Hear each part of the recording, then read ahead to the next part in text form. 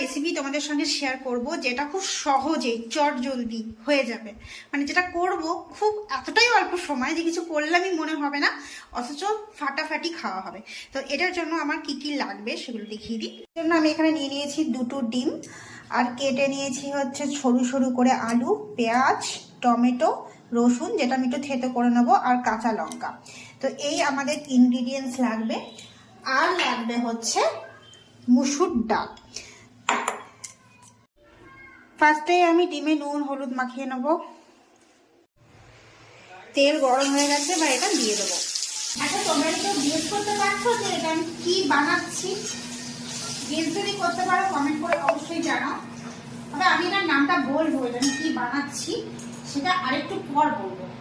তা আমার যেহেতু ডিম ভাজা তেলটা একটুখানি রয়ে গেছে, এটা আমি আর সরালাম না, এটার মধ্যেই আমি করে নেবো। কিন্তু আমাদের কিন্তু কাঁচা তেল ইউজ করতে হবে। তো যাই হোক, আমি ফার্স্টে দিয়ে দেবো হচ্ছে রসুনটা।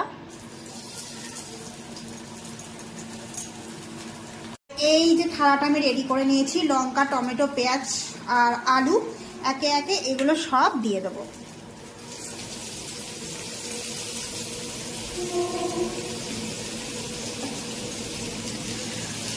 আচ্ছা, এইবার দিয়ে দেবো হচ্ছে মুসুর ডালটা, যেটা কালকে রাতের থেকেই ভেজানো আছে।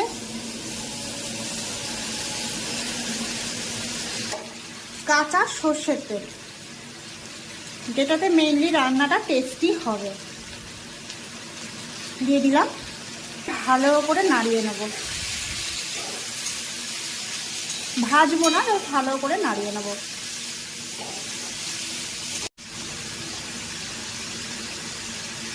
দিয়ে দেবো একটু হলুদ গুঁড়ো, একটু কাশ্মীরি মির্চ দিয়ে দেবো, আর দেবো হচ্ছে একটু স্বাদ মতো নুন।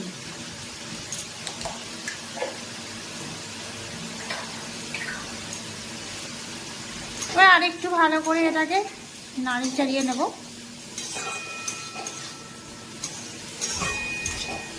আচ্ছা, এবার দেবো হচ্ছে জল। দেখো, মোটামুটি কিন্তু অনেকটাই হয়ে এসেছে, কারণ মুসুর ডাল তো সময় লাগে না। এবার আমি ডিমগুলো দিয়ে দেবো।